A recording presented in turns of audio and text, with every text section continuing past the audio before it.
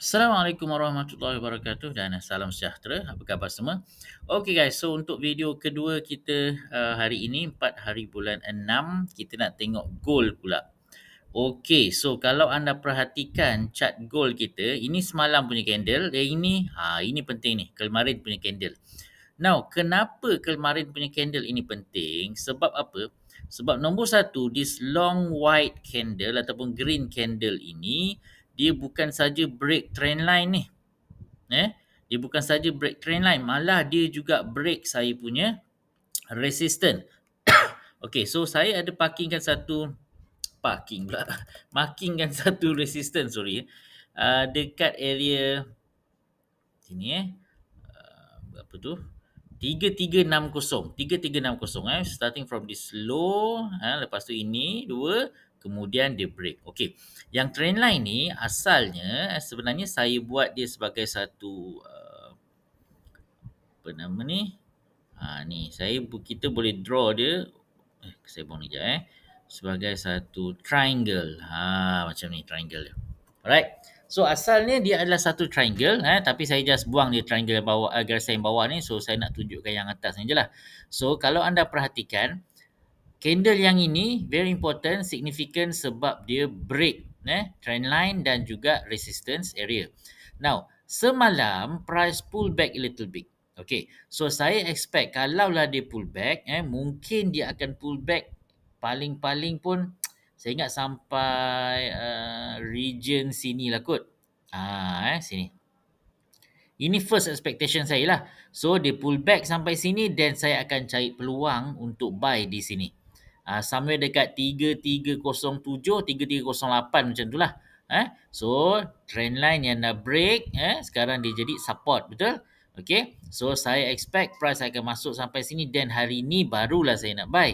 Tapi tengok, semalam dia punya breakout ni, dia punya pullback ni, tidaklah sedalam mana, dia ada sedikit imbalance dekat sini dan hari ni price dah start naik balik. Okay.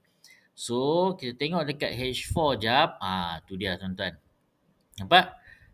So, dekat sini kan, kalau kita tengok balik, sini dia macam ada satu imbalance.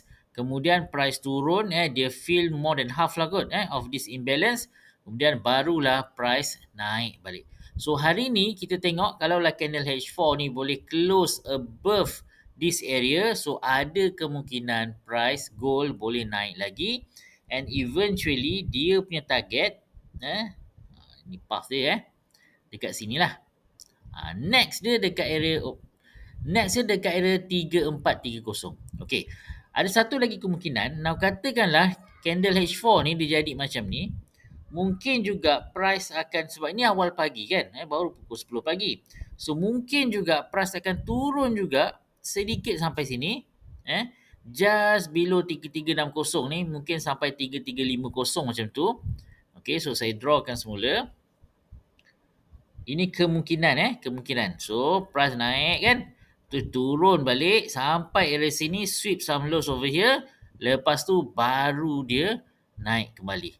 Macam ni. Okay, so mungkin somewhere here kan, target macam ni. Tu dia.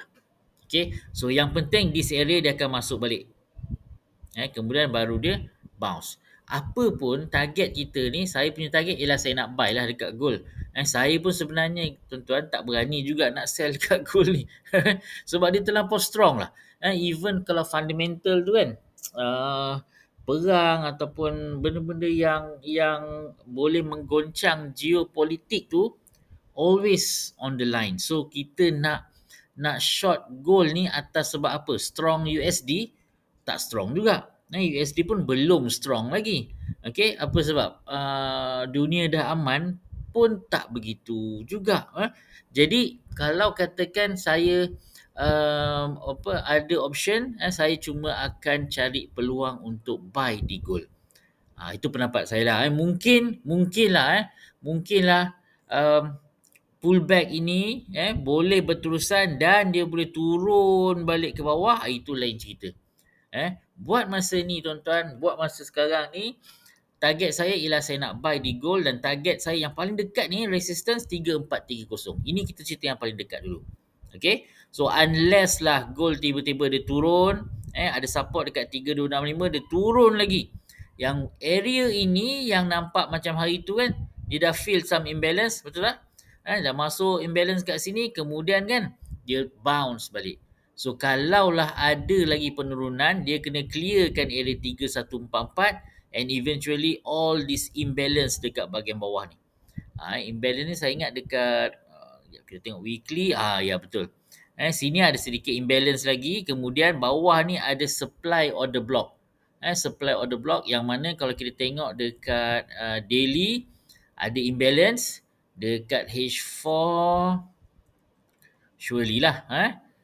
Sini pun nampak ni ada imbalance juga. Ini dia sampai sikit ni. And dia masuk dekat supply demand order block kita dekat sini. Bawah ni ada lagi.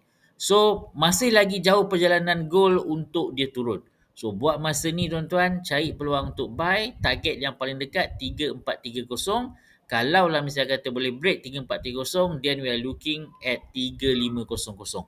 As our next target. Dan tidak mustahil lah. Gold tuan-tuan pun tahu dia boleh catat all time high sekali lagi.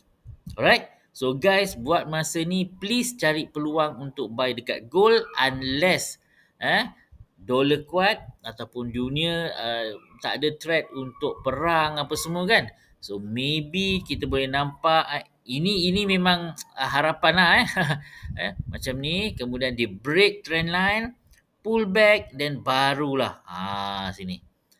Ini jauh lagi ranjau perjalanan dia ni tuan-tuan.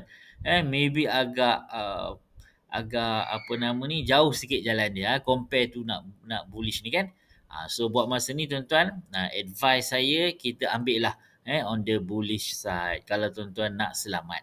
Tapi kalau tuan-tuan nak adventure terlebih, dipersilakan. Okay, dipersilakan. Alright, so itu saja untuk gold. Kita jumpa lagi insya-Allah. Assalamualaikum warahmatullahi wabarakatuh.